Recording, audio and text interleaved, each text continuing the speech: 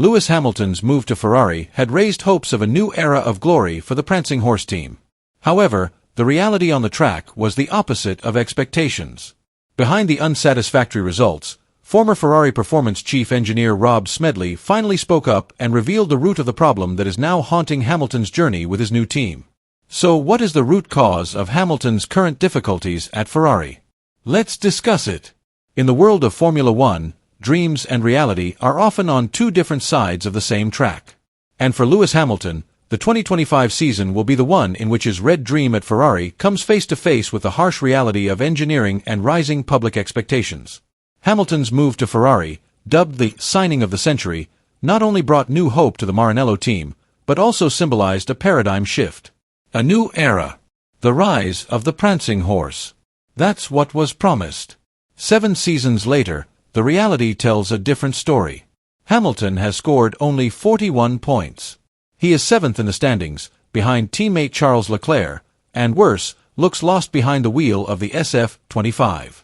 What should have been a symbol of revival has instead become a technical prison, making it difficult for the 7-time world champion to hone his racing instincts.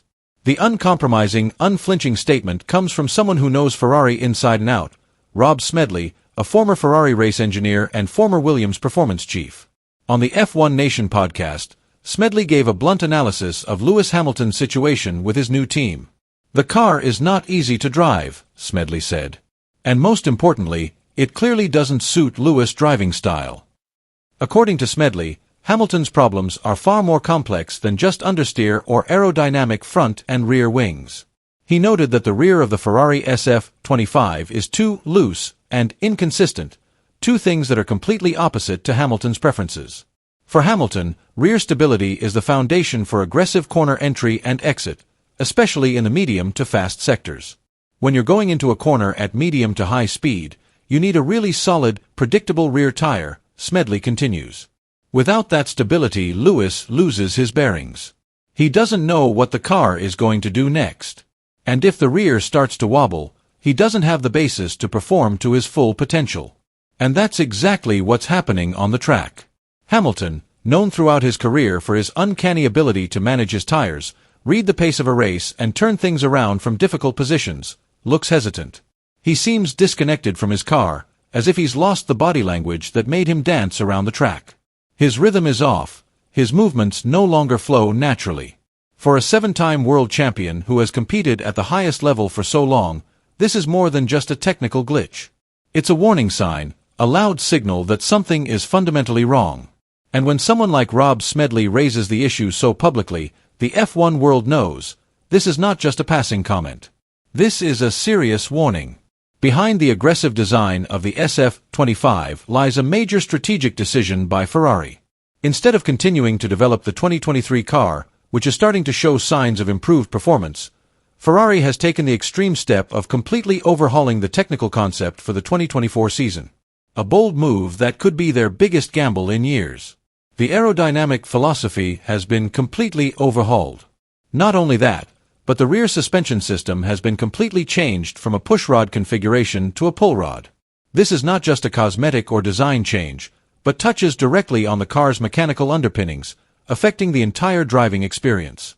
The goal is ambitious, to achieve the extraordinary efficiency of Red Bull, the chassis stability of McLaren, and the lap times of Mercedes. But in its quest for perfection, Ferrari seems to have lost something very important, its identity.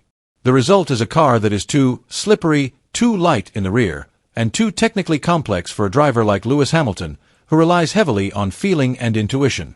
Sky Sport Italia senior commentator Piria did not hide his concerns about the direction of development. People are asking, why did you change the car so drastically? Didn't you finish last season quite solidly? Piria said on air. According to him, the rear of the SF25 was too unstable and difficult to control, even for Charles Leclerc.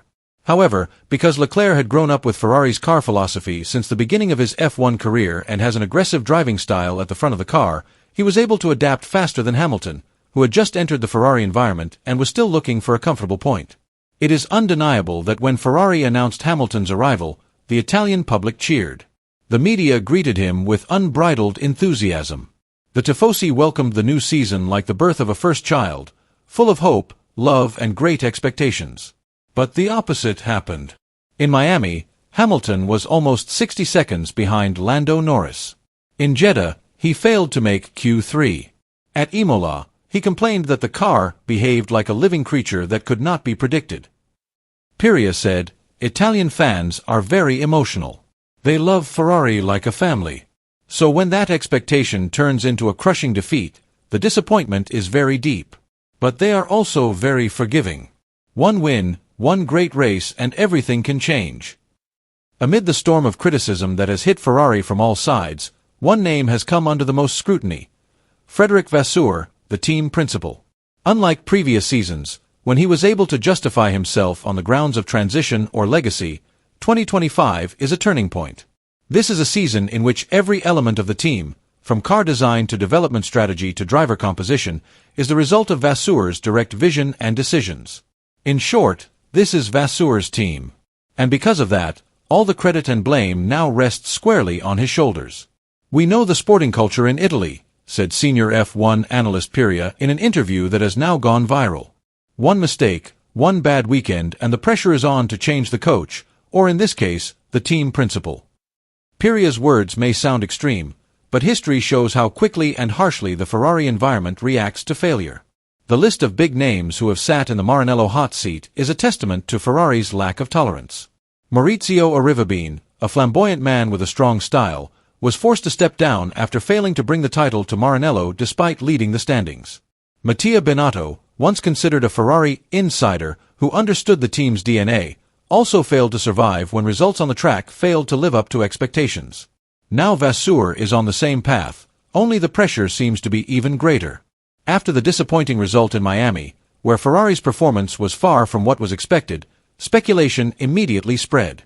Italian journalists began to question the direction of the SF25 car. Fans took to social media to demand major changes.